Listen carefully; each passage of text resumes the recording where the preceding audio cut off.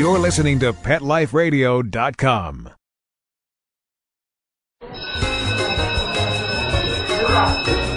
Okay, class, take your seats. I said take your seats. Class, sit. Shh. I swear you're all acting like a bunch of animals. Pet Life Radio presents Teacher's Pet, where you'll learn how to understand and communicate with your pet and train them to be the best pet they can be. It's time to see the world from your pet's point of view. So give a tail-wagging welcome to your Teacher's Pet host, Sarah Wilson. Welcome to Teacher's Pet. This is Sarah Wilson on Pet Life Radio, and today we're going to work on getting your dog to listen outside in the yard or when you're going about your yard chores. And Pip and I are going to do this with you. She sees that I have a leash, so she's leaping around. In our world, a leash means either she gets to work with me, which is a yay rah, or we're going for a walk, which is great. So before we even go out the door, I'm going to tell her to place.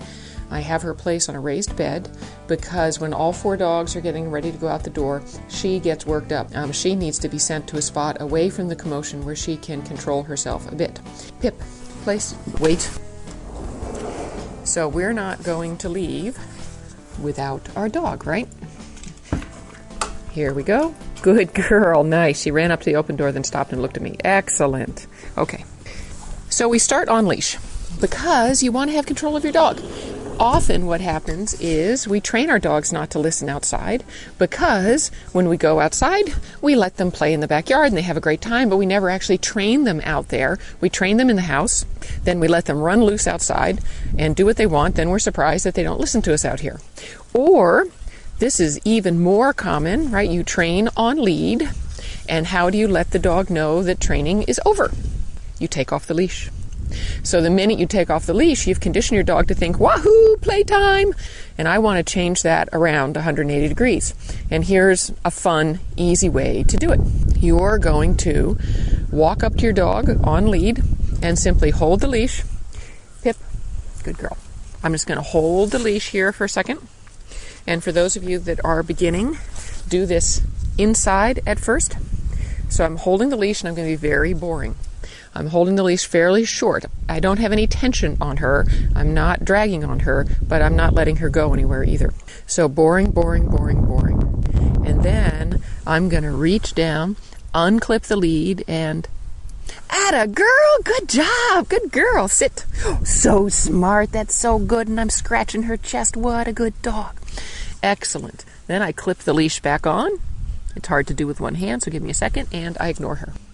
So what are we doing? We're making on-leash boring, we're unclipping the leash fun, and we encourage her to give us her attention when we take off the leash. So again, I'm going to take off the leash. I've just been boring for a minute. Take off the leash. Good girl, you're so smart. I'm backing away from her. Good girl, she's following me. Excellent, nice eye contact. Good girl, sit. So smart. Good job. That was great. Good girl. And now I'm going to put the leash back on. So you can see that by playing this game with your dog, first inside, if you're a newbie at this, then outside, that pretty soon when your dog hears the leash unclip, they're not going to take off for parts unknown. They're going to look at you and go, oh, this means things get interesting. This is a nice game to play with any dog, really important for competition dogs, because these are things that we inadvertently teach dogs. We don't mean to. So I'm walking down the hill through our backyard to what we call the bowl, which is a flat area with steep sides. Used to be a sand pit. It's sand now. I paused at the gate. She sat because that's our habit. I always want to link obedience with what she wants. Now she wants to shoot through this gate. The minute I unclipped it, she popped her front feet forward a little bit. She kept her butt on the ground, but she's, ooh, I'm ready. This is one of her favorite spots, and this is an area where we play. So I'm going to actually let her off leash here because of who she is and the level she's at, so we can do some recalls. I don't want her dragging this around in the bowl. So she's paused, she's looked at me. Good girl, go! And she's taken off like a shot, headed straight for a jolly ball. And now she stopped to look at me, and I'm wrapping up the leash so I can put it in my pocket. Yay! There you go! She just brought me the jolly ball and kicked it toward me, because I know what she wants. Ooh, and this is a jolly ball who's clearly been mowed. All right, I have something she wants now. I'm carrying it. She's falling into heel position because that's a good guess. But I'm going to Ask her to DOWN. Pip, down. Good girl. Very nice. Excellent. Now, if I had a calm dog or even a fairly normal dog in this area, I might immediately throw the ball as a reward. But if I immediately throw it for PIP, it's going to get her too worked up. Some terriers get excited really easily, so I'm going to have her calm first. I wait a second. And what I'm going to do is I'm going to step slightly in front of her as if I'm body blocking for the mine game. And the mine game is what we play in My Smart Puppy to teach the puppy not to run through you. Well, here's a good use for it outside. She's off leash. I have a ball. I don't want her to race out without my permission. So I'm stepping in front of her.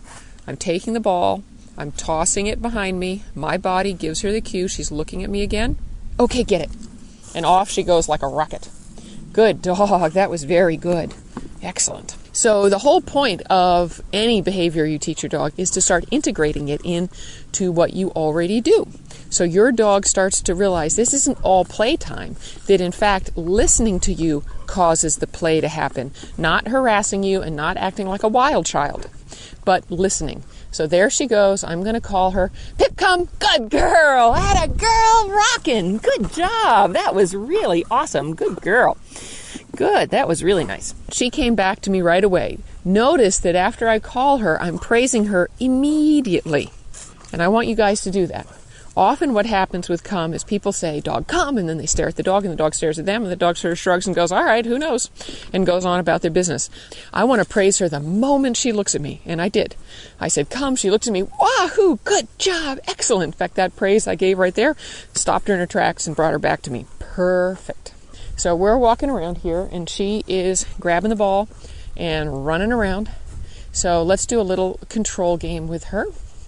If your dog knows sit or down, you can start using these at whatever level you're at. She's dropped the ball, and she's standing there looking at me, wagging her tail. Good. And she just sat and is looking at me. So I'm going to tell her wait and slowly walk around a little bit, because almost everything I'm doing with PIP is building self-control and calm, because she came well equipped with no self-control and no calm. So it's all building it. And I'm sitting here scritching her ears and her shoulders and her chest, encouraging her to stay in that position. And now I give her a double tap and release her. Okay, very nice. So she stayed in position. She gets released. She can go sniff around for a minute. I still have the ball, so I still have a big part of her attention. Pip down. Good girl. Wait. And now I'm going to, whoops, and my dog popped up. I walked back toward her. She downed. Good girl. Good. Which means I have to stop talking to you for a minute and pay attention to my dog. Good girl. Very good. She's probably a little confused by the conversation going on as we're training. Good girl. Very nice. I'm going to step back into position next to her. Stroke her. I'm not going to release her. I don't want my dogs to think that attention equals release. That's not it. A lot of people do that, right? You do stay or wait, and you get quiet. Stay, stay, stay. And then release and praise. And what happens then is you don't get a chance to reward your dog when they're doing it right. You reward them after they get up, but the praise, the stay itself or the wait itself never gets rewarded properly. So I want to be able to come over, stroke her, really let her know that's what I want. Whoops, she's going belly up here. So I'm going to take a minute and scratch her belly. Good girl. That's so good. And then double tap her as a release with an okay. So, okay, good. And she's up like lightning. So now she's running up the hill, and I'm walking up behind her. She can have fun with that. That's fine. Not every moment of every day is training. But as she gets ahead, Pip, come. Good girl. Atta girl. That was rocking. Good job. Go get that. So I toss the ball as the reward, and she's now got the ball and is running up ahead of me, or will be in a second. There she goes. And is shaking it, as is her way, because she's a terrier. She's a dog first and a terrier second, so she does a lot of ball shaking. With the ball shaking, what you want to watch is how much your dog shakes and chomps the ball. The more stressed she gets, the more excited she gets, the harder she chomps, the faster. Right now, she's pretty much carrying it, dropping it, letting it roll down the hill and going and getting it, because she's smart. But if she started chomping and shaking for all she's worth, then I would know she is getting a bit beyond herself, and that would signal me that I need to slow down. do calmer exercises for a moment. We're up at the top ridge of our bowl, looking down on the house and on the horses. Stony and Nick and June are napping in the sun. It's a cool November morning here, and Pip is still, good girl, circling around me, dropping the ball, chasing it, circling around me. She wants to engage with me. She knows I'm the source for fun. And by doing this sort of thing, by linking obedience to everything it is she wants, she starts to see me as the source for all good things. So instead of obedience as being something that's a hassle, make obedience something that triggers fun and entertainment and connection, and your dogs will love it. Your dogs will get like mine, that when I take out a leash, they start jumping up and down, going, me, me, me, me, pick me, pick me. I want it to be special time for my dogs and for me. All right, so you can use the mind when you go outside at first. Well, start with it in the house and make sure you're solid in the house, that your dog will do this with you on or off leash in the house with no problem. You step in front of them, they stop, they look at you, they sit, you smile, you praise, you reward, perfect. Then take it outside. But when you take it outside, go back a few steps, because anytime you go to a new environment, expect to lose about 50% of what you had. It comes back faster, and the more environments you train in, the faster it comes back. But you go to the backyard that's normally been fun and games place, and your dog will go, mine, we've never played that before. So put them on lead, do it just as if they are a puppy. Good girl. Sorry, she just threw the ball at me, and that always cracks me up, tosses it in my direction. And build from there, and when they get good, then take them off leash. Always start on lead. If you're doing sits, have them sit right next to you. Again, have them on lead. Ask them to wait, toss the ball. If they start to rush forward, use a little simple sit like we teach in My Smart Puppy to remind them, nope. You're really having trouble with that? Go back and play Mother May I. And Mother May I is a lot of fun. I think every dog should play this. You take a biscuit or something they're interested in and toss it 10 feet in front of you. Your dog is on leash, and when they look up at you, and you can say their name, do whatever you need to do to get them to look at you, smile, praise, give them a treat, and take one step toward the item. Again, have them look at you, smile, praise, treat, one step toward the item. And should they ever lunge toward the item, and of course they will at first, you back up and call them. Jiggle that lead, work it as a head turn game, and get them back to you. What I want is, whenever the dog wants something, I want them to look at you first. And that's a great game to build it. So then when you take it outside, as we are now, I'll do this with her right now, see how we're doing. Bring it here. It's hard on a hill to get the ball first. That's what we're working on. Good job. Very nice, thank you. Sit. Good girl. We're facing in the same direction as if we were in the heel position. Wait. Hand swing in front of her. Toss it. Good. That was really nice. That was great. She's staring right at me. Mouth is open. Take it. There you go. Good job. So those sorts of games start to weave. Obedience with play, play with obedience. It really starts to be fun. But really, if your dog doesn't listen in a certain part of the yard or the park or the house, it's probably because you never asked him to or you never worked him there. So if your dog's doing great in the living room, put him on lead and try him in the basement. Try him in the garage. Try him in the upstairs guest room. Try him in different locations. And what you'll find at first is the dog goes, huh? And then very quickly they get responsive. And the more responsive they are, the better it'll be the next time you try something. But if your dog isn't good in a new room in the house, you shouldn't be surprised that they're not great outside. All right, now she just ran ahead. Ooh, she got the basketball. That is one of her favorites. All right, so we will play with that. What can we do with the basketball that would be fun? Yep, she's got it. Good. She's looking at me, wagging her tail. She's hoping, let's do something fun, Mom. Let's do this. And now she's downing. She's trying everything. So I'm going to try work a BACK with her around this. So back, get it. So what I did is backed her. For dogs that aren't used to this, you may have to step toward them a little bit, but I want her to learn that moving away from the item she wants gets her the item she wants. That's a good zen for a terrier. Back. Nice.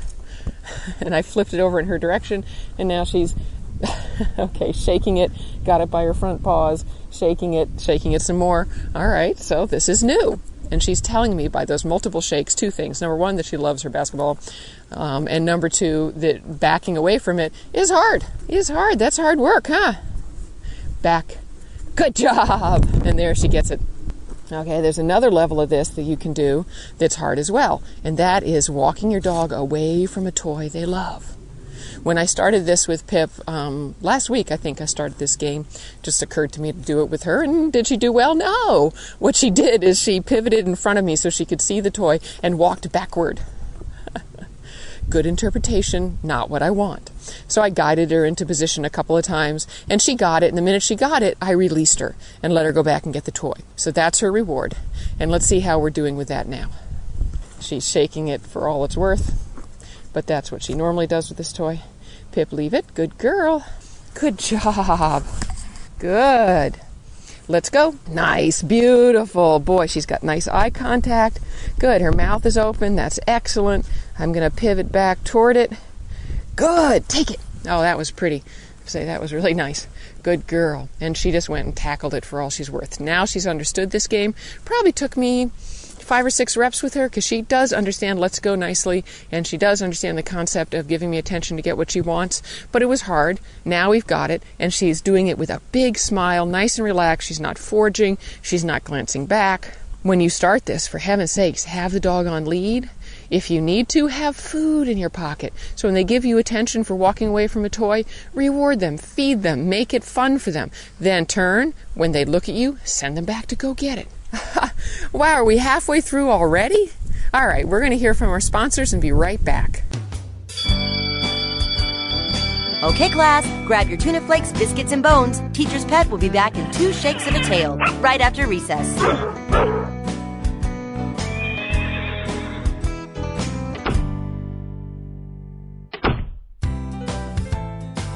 Having a rough day? Longing for the dog days of summer? Think your fun furry friend lives a dog's life?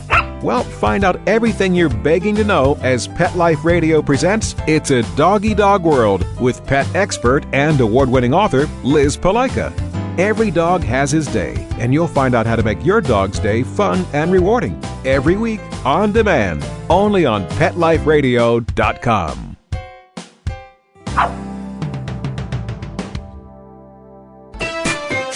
Pets are part of the family, and when traveling with your dog, there's only one magazine to include when packing your doggy's duffel bag, and that's Fido Friendly, the travel and lifestyle magazine for you and your dog. Each bi-monthly issue includes hotel, city, and state reviews, and doggy destinations to explore with your furry companion. Fido Friendly magazine can be found at Borders, Barnes & Noble, PetSmart, pet boutiques, and Fido Friendly hotels nationwide. Or you can go online to subscribe at www.fidofriendly.com. So get traveling with your pet today and leave no dog behind. And remember, Fido Friendly's the only magazine dedicated to the travel lifestyle of man's best friend, and the one magazine your dog will thank you for.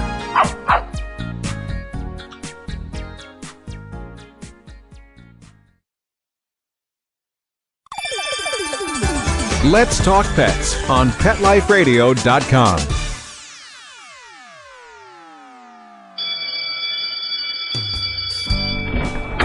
Okay, class, hang up your collars and leashes. Teacher's Pet is back in session. Now park yourselves on the floor. I said park, not bark. Ugh. Okay, Teacher's Pet with pet expert and author Sarah Wilson. Pay attention, there may be a quiz later. Okay, you're back. Good. Now, where were we? Let's try that again. Leave it. Good. That was excellent. Good girl. I pat my leg. That means get into position. Excellent. Now, that's not magic at all. It's just whatever you do consistently with your dog is what your dog understands. I happen to pat my leg. Other people will do something else. So don't get attached to what I do or another trainer does. Just do it consistently, and your dog will learn to understand you. Good girl. Let's go. Good. We get a little nose licking there. Good girl. Now the mouth is popped open. Good. Very good. The nose licking is a signal of some stress, but the open mouth and the big smile, take it, means she's relaxing. So I'm going to watch all those things. I'm always reading how stressed is my dog, how's she doing with that. Now for her, I don't mind that it takes time to build some stuff because frankly, what I think of taking time really isn't too much time. So when your dog doesn't succeed at something, as she didn't succeed last week on this idea, then you just practice it with little bits. And the minute she gave me any amount of attention on this, I sent her right back. And now she understands. She focuses on me. She's going to get back to the toy she wants to play with. What a deal for her. Very nice. Back. Good. Down. Ooh, I'm going to do something new here. We're going to see what it is. I'm going to dribble the ball around. I haven't done that. Down. Yeah, as I suspected, not so good. Good girl. Come here. Down. Now, why would I say good girl to her? Because what you couldn't see is when I moved toward her to take her by the collar and lead her back to where she started, she shifted away from me to get to the ball, and then she caught herself and looked at me. So I told her, good girl for looking at me, and we're going to try this again. Excellent. Excellent. Okay, good. I'm laughing because I released her. I popped the ball back in her direction, and she didn't get up. Because taking her back and putting her down like that, just guiding her back and placing her is, oh boy, that's a correction that I haven't done on her in a long time, and she got it.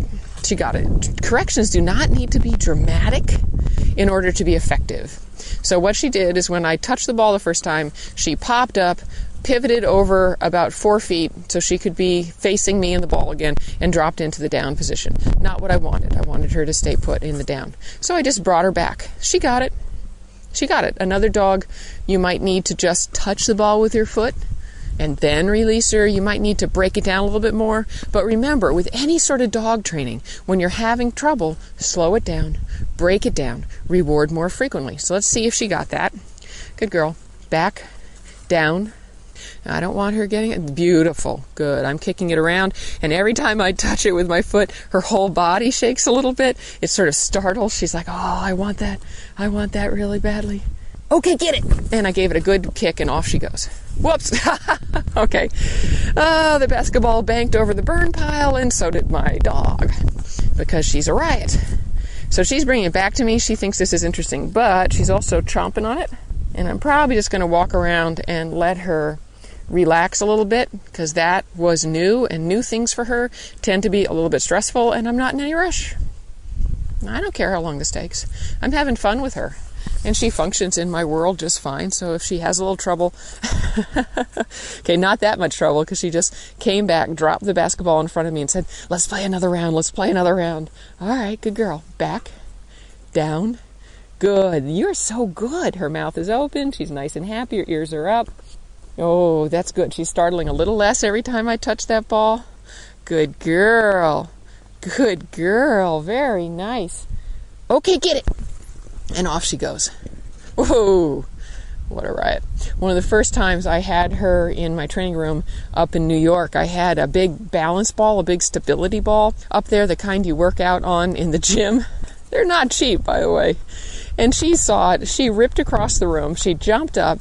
She rode it over the top and down the other side, which I thought would spook her or something. Not at all. She landed, pivoted, bit it, which I thought would surprise her. Not at all. And then she dragged it around the room as it was letting out air and deflating. Okay, number one, funny. Number two, oh no, that's a lot of puppy. So I know she loves to chase balls and play with it. Last time she's had a chance to deflate a balance ball. We do more work on them now than destroying them. But this dog loves to play, so what a great motivator for her. Other of your dogs may get too excited by play right now, so you have to use food or you have to use a toy they're not totally in love with. Many a Labrador will not function around tennis balls at first. Now, I think it's critical that you do get control around tennis balls, but you might start with something slightly less exciting. Because remember, you set yourself up for success. Training isn't a series of tests that you give your dog so you can fail them and correct them. Training is a series of, it's like coaching. You coach them to build the skills they need so that when you are in the game, life, they'll understand what you want. And your job is to break each exercise down to the point where they can succeed and then ask a little more and a little more each time they play it. Always raise the bar. But as I said to somebody at the at What Every Pro Should Know this weekend, is raise the bar all you want. but don't use it to beat yourself with. So don't be hard on yourself or hard on your dog just because you have high expectations. Just work more, break it down better, and proceed. One of the things you guys would enjoy from what every pro should know is that we had 50 pros there. We had groomers, boarding kennel owners, pet sitters, dog walkers, animal control officers, police canine handlers, service dog trainers, everybody. We had a great selection. And I said, show of hands, who has ever been embarrassed by their dog in public? And every single hand in the room shot up, because it happens. It happens. If you can't eat humble pie, don't train dogs, because they will show you at some point that what you thought they understood and what they do understand are two entirely different things. Or what you intended to teach and what you did teach are two entirely different things. And that is normal. All right, so don't be afraid to try. Just set it up for success. Have your dog on leash if you need to. Have treats with you if you need to. Use a toy that's not too exciting if you need to. And start bringing the commands they already know inside, outside. And make those commands the doorway to the things they love to do. And your dog will be so excited to go out and work with you. Because the bottom line is, too, your dog doesn't know the difference between work and play until you teach them that difference. We tend to play. We're nice and happy when we quote unquote play. And then when we work, I've seen people get very serious and intense because I'm working. This is school. But why should your dog understand that difference? Why is fetch more fun than down? Because you make it more fun. How many dogs love agility? And you know why they love agility? Because the owners love agility. If we owners trained obedience with the same enthusiasm that we trained agility, our dogs would rock in obedience. I know, but we find obedience more boring. Sit, good dog, sit, good dog, sit, good dog. Oh, that was really good. Tunnel, at it, dog. Wow, they did that tunnel. That's amazing. And then we say, see, he doesn't really like obedience very much. No. You don't really like obedience very much. So remember, any differentiation your dog has between games and obedience was installed by you, because you're the one with the opinion. Whoop, okay, just kick the ball and off she goes. So have fun with your dogs. Set yourselves up for success. All right, so what is it that we went over before we sign off? Because, geez, it turns out we've been out here for almost half an hour.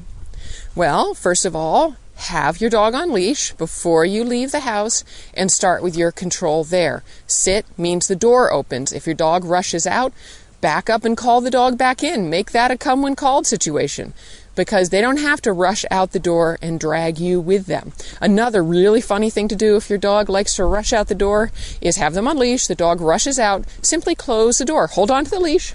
Close the door. Make sure your dog doesn't have more than a foot or two or leash, and just wait. Don't look at them, nothing. You just stand there, count to 20, open the door, good dog, come. And do that once or twice. And once they realize that they're not getting anywhere, if they don't come with you, they'll stop rushing out the door. It's so simple, and it really works. You leave the house with your dog. You then start playing little games that they already know and release them to play or to sniff or to take a break. You come to a gate, they sit. They wait, because sitting and waiting causes the gate to open. Sitting and waiting causes the toy to be thrown. All those things. So obedience becomes the gate to fun. And wait till you start thinking this way. Your dog is going to be walking along next to you going, oh, you going to tell me something? Going to tell me something? Because whenever you tell me something, something good happens. This is awesome. With recalls, which means come when called in dog training language. All right, I'm playing with my dog here a little bit. Just a second. Yeah, I know. This is too much fun. Out. Good girl. Down. Okay. For recalls, when you call them, praise right away. And if you need to have them on a long line, have them on a long line. Who cares? But praise them the moment they look at you in any way. And if they don't look at you, back up and jiggle that lead, pulse squeeze that lead, as explained in My Smart Puppy, until they look at you, and then praise, yay, good puppy, you're awesome. If the dog's off lead, come and then clap and run in the opposite direction. They'll come flying, because dogs usually hate to miss a party. Be the party. And when you're not giving commands, ignore them. Boring, boring, boring, boring. And then, come, yay, good dog! And they get treats or a toy gets thrown, and they will beg you to say come to them. They will wait. But if the only time you ever say come is to haul them into the house or to put them in the crate to leave for work, well, no surprise, they don't like to do it. Dogs are very cause and effect. If your dog doesn't like a command, try to figure out when is it that I give it to the most often. And if you give it to the most often and do something they don't like, then guess what? They're not going to like the command. Hi, Nikki. That's my Arabian Nikki, who's waving hello and is hoping I'll find time today to do something with him because they love to work too. I'm trying to wrestle the gate shut here against a basketball. So play these games, have this sort of fun, and let me know, how is this working for you? What's successful? What's not so successful? And I'll brainstorm answers with you. Until next week, remember, any dog can be a teacher's pet. Have fun, and this is Sarah Wilson signing off of Teacher's Pet on Pet Life Radio. Take care. School's in session on Pet Life Radio with Teacher's Pet. Learn how to communicate with your pet, train your pet, and see the world from your pet's point of view. You may even learn a few tricks yourself. Teacher's Pet with pet expert and author Sarah Wilson. Only on PetLifeRadio.com.